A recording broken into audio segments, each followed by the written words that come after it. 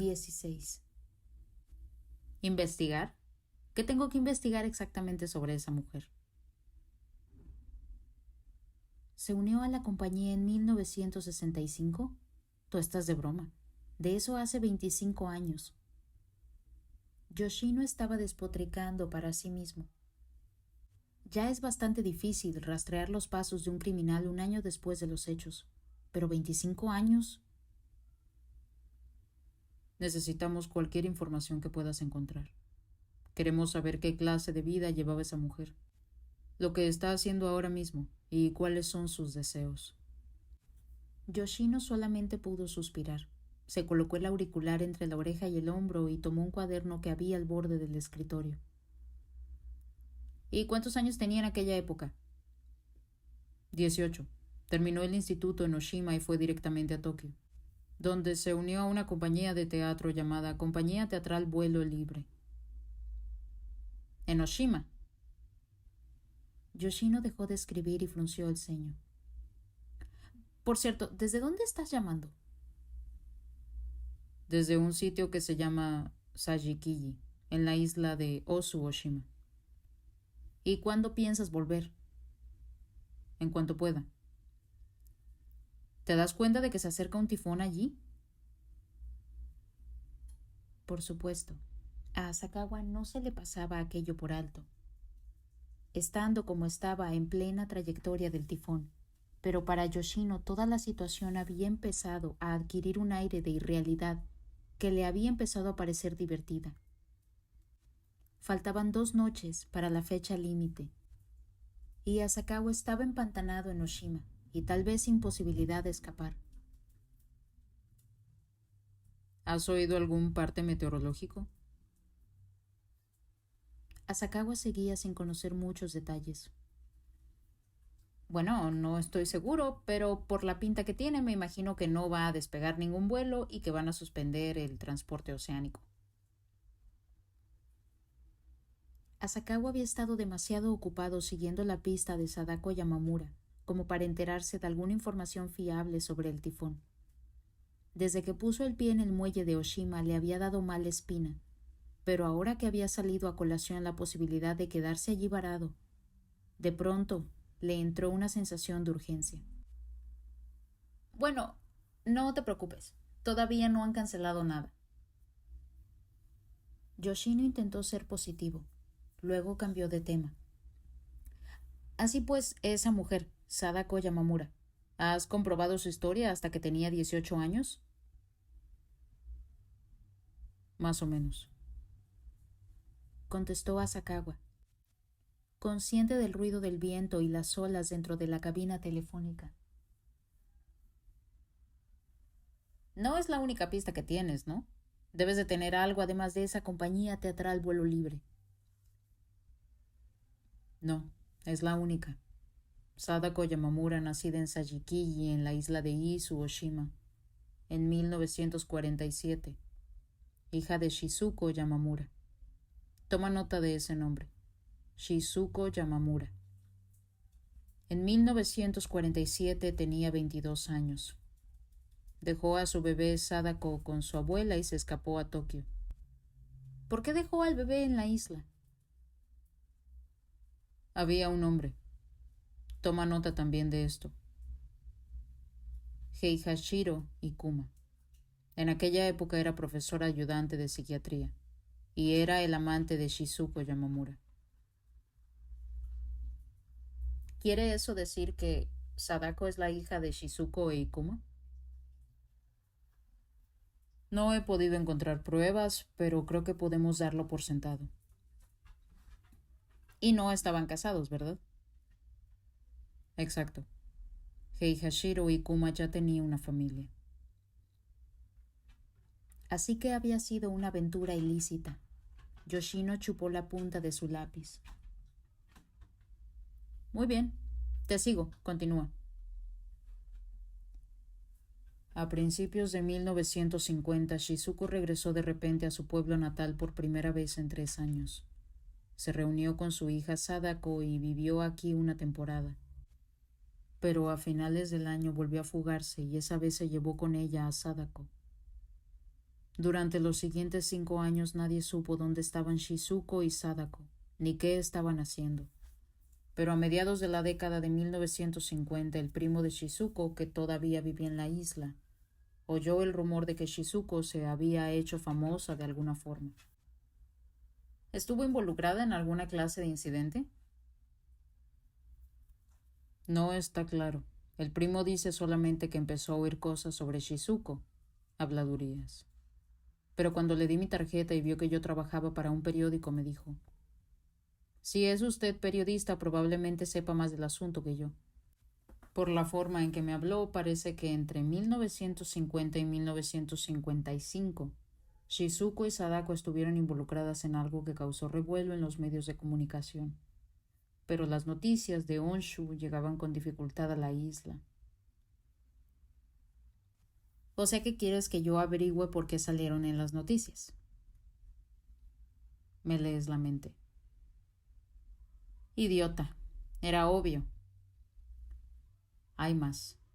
En 1956 Shizuko regresó a la isla, arrastrando con ella a Sadako. La madre estaba tan demacrada que parecía otra persona y no contestó a ninguna de las preguntas de su primo. Se cerró en banda y se dedicó a farfullar cosas incoherentes. Luego, un día se suicidó arrojándose al monte Mihara, el volcán. Tenía 31 años. Así que también tengo que averiguar por qué Shizuko se suicidó. Sí, te parece bien. Sin dejar el auricular, Asakawa hizo una reverencia. Si terminaba varado en aquella isla, Yoshino iba a ser su única esperanza. Asakawa lamentaba que él y Ryuji hubieran viajado hasta allí de forma tan despreocupada.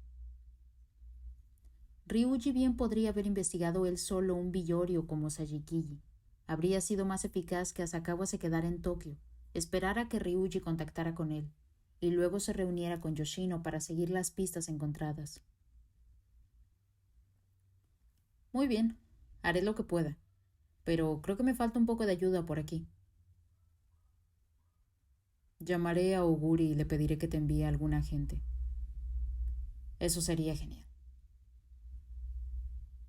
Una cosa era decirlo, por supuesto, pero Asakawa no confiaba mucho en la idea. Su redactor jefe siempre se estaba quejando de no tener personal suficiente. Asakawa dudaba mucho que estuviera dispuesto a transferir personal a un caso como aquel. Así que su madre se suicidó y Sadako se quedó en Sajikiyi a cargo del primo de su madre. Y ahora ese primo ha convertido su casa en una casa de huéspedes. Estuvo a punto de decir que él y Ryuji se estaban alojando precisamente en aquel lugar, pero decidió que era un detalle innecesario. Al año siguiente, Sadako, que iba a cuarto de primaria, se hizo famosa en su escuela, prediciendo la erupción del monte Mihara. ¿Lo has oído? El monte Mihara entró en erupción en 1957, el mismo día y a la misma hora que Sadako había predicho. Eso sí es impresionante. Si tuviéramos una mujer así, no necesitaríamos el Comité de Coordinación para la Predicción de Terremotos. Como resultado del cumplimiento de su predicción, su fama se extendió por toda la isla y llegó hasta la red del profesor Miura. Pero Asakawa se imaginó que no necesitaba explicar todo aquello. Lo que importaba ahora era... Después de eso, los isleños empezaron a acudir a Sadako para que les predijera el futuro, pero ella rechazó todas las peticiones. Les decía una y otra vez que no tenía poder para aquello. ¿Por modestia? ¿Quién sabe? Luego, cuando terminó el instituto, se marchó a Tokio como si no aguantara un minuto más aquí. Los parientes que se habían estado haciendo cargo de ella no recibieron más que una postal. La postal decía que había aprobado el examen y que la habían aceptado en la compañía teatral Vuelo Libre. Y hasta hoy no han oído noticias de ella. No hay ni un alma en la isla que sepa dónde está o a qué se dedica. En otras palabras, la única pista que tenemos, el único rastro que dejó es esa compañía teatral Vuelo Libre. Me temo que sí. Muy bien. Déjame ver si lo he entendido. Lo que se supone que tengo que averiguar es por qué salió Shizuko Yamamura en las noticias, por qué se tiró un volcán y a dónde fue su hija y qué hizo después de entrar en una compañía teatral a los 18 años. En otras palabras, que lo averigüe todo sobre la madre y todo sobre la hija. Nada más que esas dos cosas. Eso es. ¿Cuál primero? ¿Cómo? Te pregunto si quieres que empiece primero por la madre o por la hija. No te queda mucho tiempo, ya sabes. El asunto más urgente, claramente, era qué había sido de Sadako. ¿Podrías empezar con la hija? Sí. Supongo que mañana a primera hora iré a las oficinas de la compañía teatral Vuelo Libre. Asakawa se miró el reloj. Pasaba un poco de las 6 de la tarde. Todavía quedaba mucho tiempo antes de que cerraran un local de ensayos. Ah, Yoshino. Mañana no. Intenta hacerlo esta noche.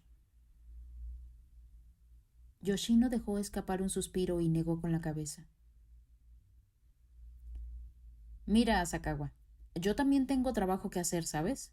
¿No se te había ocurrido? Tengo una montaña de cosas que escribir antes de mañana. Ni siquiera mañana me viene. Yoshino perdió el hilo. Si continuaba por aquel camino, parecería que estaba intentando demasiado que Asakawa se sintiera en deuda, mientras se preocupaba de mantener la compostura en situaciones como aquella. Por favor, te lo suplico. Mi fecha límite es pasado mañana. Sabía cómo funcionaban las cosas en su profesión y tenía miedo de insistir demasiado. Lo único que podía hacer era esperar en silencio a que Yoshino tomara una decisión. ¿Qué demonios? Intentaré hacerlo esta noche, pero no te prometo nada. Gracias. Te debo una. Asakawa hizo una reverencia y se dispuso a colgar. Espera un momento. Hay algo importante que todavía no te he preguntado. ¿Qué? ¿Qué relación puede haber entre lo que viste en el video y esa tal Sadako Yamamura? Asakawa hizo una pausa. No te lo creerías ni aunque te lo contara. A ver.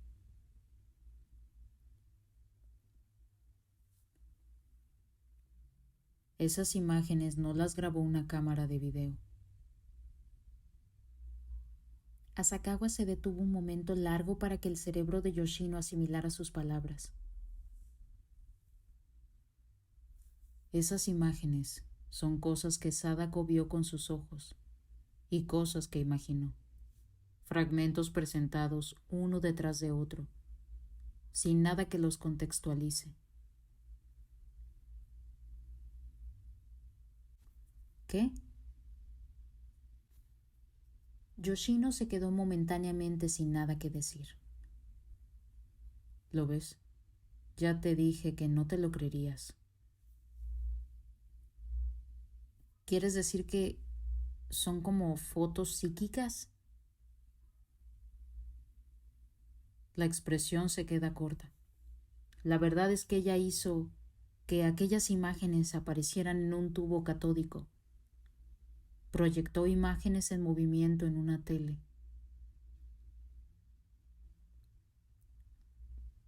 ¿Quién es esa mujer? ¿Una agencia de producción? Yoshino se rió de su propia broma. Asakawa no se enfadó. Entendía por qué Yoshino tenía que bromear. Escuchó en silencio la risa despreocupada de su amigo. 21:40.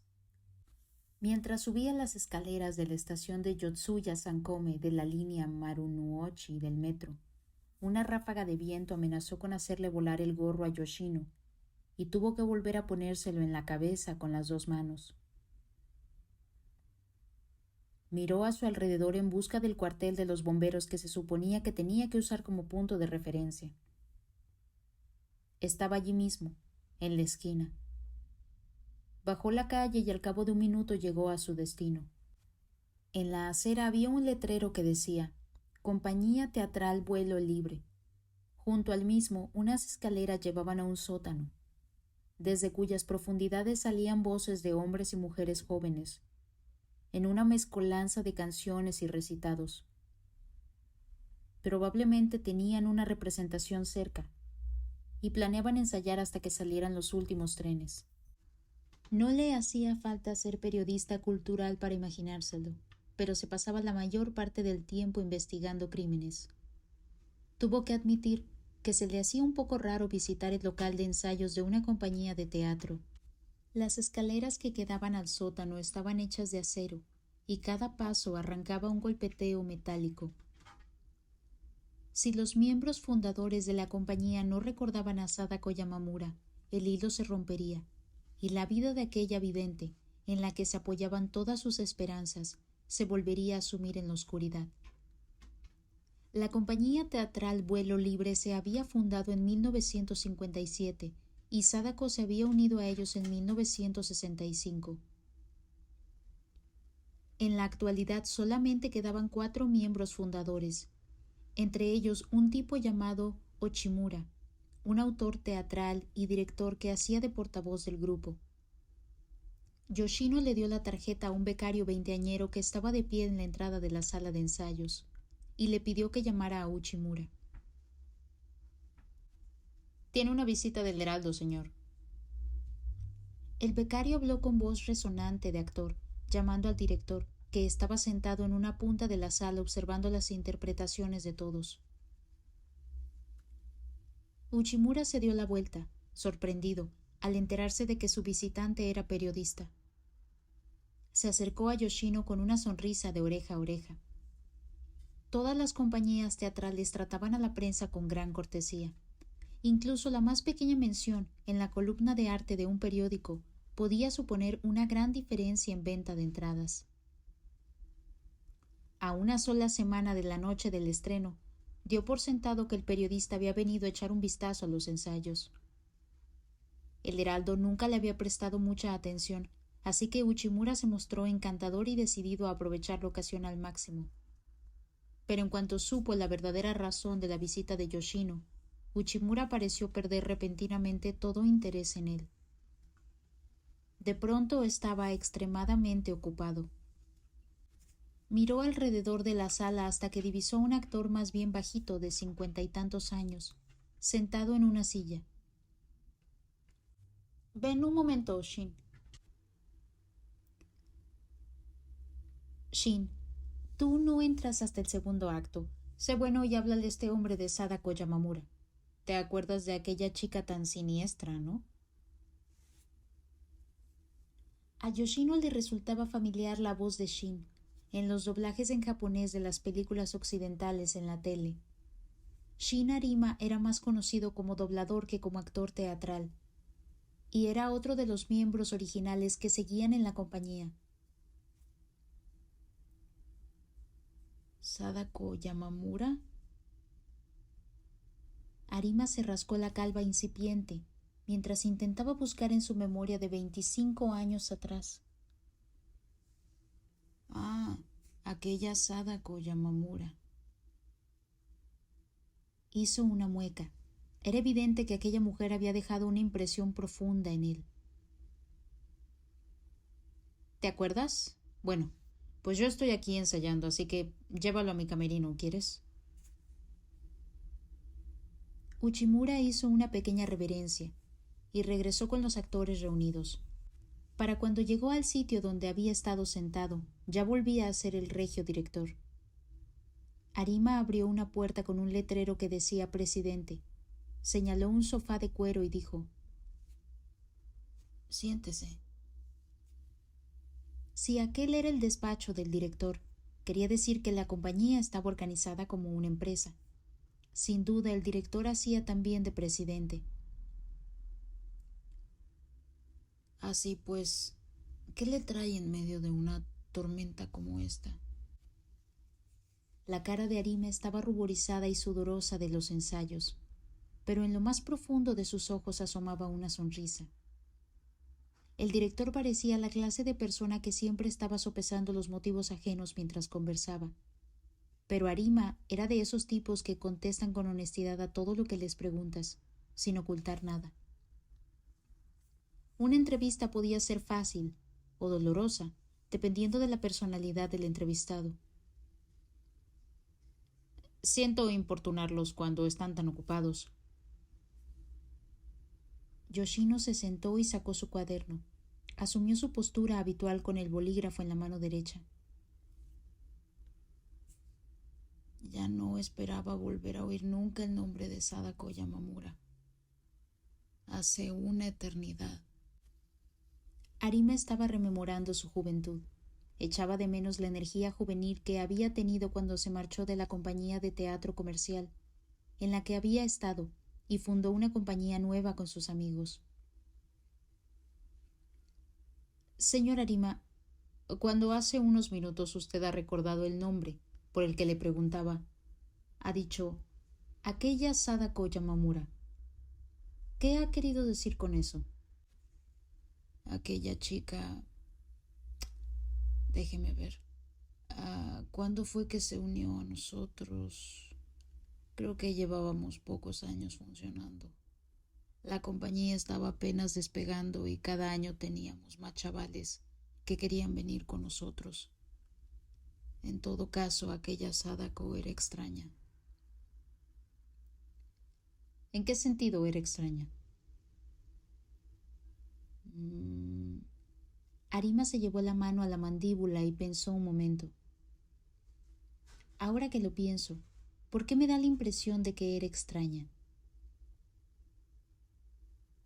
¿Tenía algo especial? ¿Algo que destacara? No, si uno la miraba era una chica bastante normal, bastante alta, callada, siempre estaba sola. ¿Sola? Bueno, normalmente los becarios intiman mucho entre ellos, pero ella nunca intentó relacionarse con los demás. En todas las compañías siempre había alguien así. A Yoshino le costaba imaginar que aquello era lo único que le hiciera destacar. ¿Cómo la describiría usted con una sola palabra? ¿Con una palabra? Diría que era inquietante. La había definido como inquietante, sin dudarlo, y Uchimura la había llamado aquella chica tan siniestra. Yoshino no pudo evitar sentir lástima por una joven soltera de 18 años a la que todo el mundo calificaba de inquietante. Empezaba a imaginarse una mujer de aspecto grotesco. ¿Qué era lo que la hacía inquietante? Ahora que se paraba a considerarlo, a Arima le pareció raro que sus recuerdos de una becaria que solamente estuvo allí durante un año hace un cuarto de siglo pudieran parecerle tan recientes. En el fondo de su mente había algo que retenía su fuerza. Algo había pasado, algo que había servido para fijar aquel nombre en su memoria. Ah, sí, ya me acuerdo. Fue en esta misma sala. Arima examinó el despacho del presidente. Ahora que rememoraba el accidente, podía recordar con nitidez incluso la disposición de los muebles en aquella época, cuando aquella sala todavía se usaba como despacho central. Mire usted, hemos ensayado en este espacio desde que empezamos, pero antes era mucho más pequeño. Esta sala en la que estamos ahora era nuestro despacho central. Ahí había taquillas y teníamos una mampara de cristal esmerilado por aquí. Y ahí había un televisor. Bueno, ahora tenemos otro distinto. Arima iba señalando mientras hablaba. ¿Un televisor? Yoshino frunció el entrecejo y tomó el bolígrafo con más fuerza. Sí, uno de aquellos antiguos en blanco y negro. Vale. ¿Y qué pasó? Yoshino lo apremió a que continuara. Se había acabado el ensayo y casi todo el mundo se había ido a casa. Yo no estaba contento con una de mis líneas, así que vine a repasar mi papel otra vez. Estaba justo aquí. Arima señaló la puerta. Estaba ahí de pie, mirando la sala y a través del cristal esmerilado vi que la tele parpadeaba. Y pensé, bueno, hay alguien viendo la tele, y no me equivocaba. Estaba al otro lado de la mampara, así que yo no podía ver qué había en la pantalla. Pero sí que veía la luz temblorosa en blanco y negro. No había sonido. La sala estaba oscura y al pasar al otro lado de la pantalla me pregunté quién estaría delante de la tele y miré la cara de aquella persona. Era Sadako Yamamura. Pero cuando llegué al otro lado de la mampara y me puse a su lado, en la pantalla no había nada. Por supuesto, yo simplemente di por sentado que la acababa de apagar. En aquel momento todavía no tenía dudas, pero... Arima parecía reticente a continuar. Por favor, continúe. Hablé con ella. Le dije, será mejor que te vayas a casa deprisa antes de que dejen de funcionar los trenes. Y encendí la lámpara de la mesa. Pero no se encendía. Miré bien y vi que no estaba enchufada. Me agaché para enchufarla y fue entonces cuando me di cuenta. El televisor tampoco estaba enchufado. Arima recordaba con nitidez el escalofrío que le había recorrido la espalda cuando vio el enchufe tirado en el suelo. Yoshino quería confirmar lo que acababa de oír. ¿Y está seguro de que el televisor estaba encendido a pesar de estar desenchufado? Así es. Aquello me hizo temblar, se lo aseguro. Levanté la cara sin pensarlo y miré a Sadako, que estaba haciendo allí sentada delante de un televisor desenchufado. No me miró directamente, sino que siguió con la vista clavada en la pantalla y una débil sonrisa en los labios. Arima parecía recordar hasta el detalle más pequeño. Estaba claro que el episodio le había dejado una huella profunda. ¿Y se lo contó a alguien? Naturalmente se lo conté a a Uchimura, el director al que acababa de conocer, y también a Shigemori. ¿El señor Shigemori? Él fue el verdadero fundador de la compañía. En realidad Uchimura es nuestro número 2. Ajá. ¿Y cómo reaccionó el señor Shigemori al oír su historia? En aquel momento estaba jugando al magón, pero se quedó fascinado. Siempre sintió debilidad por las mujeres y parecía que a ella llevaba un tiempo observándola, planeando hacerla suya. Y aquella noche, después de beber varias copas, empezó a decir locuras, a decir, esta noche voy a entrar en el apartamento de Sadako. No supimos qué hacer, no eran más que tonterías de borracho. No nos las podíamos tomar demasiado en serio, pero tampoco le podíamos seguir la corriente. Al cabo de un rato todo el mundo se fue a casa y Shigemori se quedó solo. Y al final nunca supimos si había ido al apartamento de Sadako aquella noche o no, porque al día siguiente, cuando Shigemori apareció en el local de ensayos, parecía una persona completamente distinta. Estaba pálido y silencioso y se limitó a quedarse sentado sin decir nada en absoluto. Luego se murió, allí mismo, como si se hubiera quedado dormido.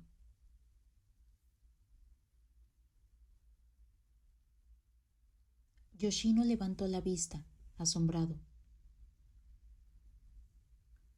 ¿Cuál fue la causa de la muerte?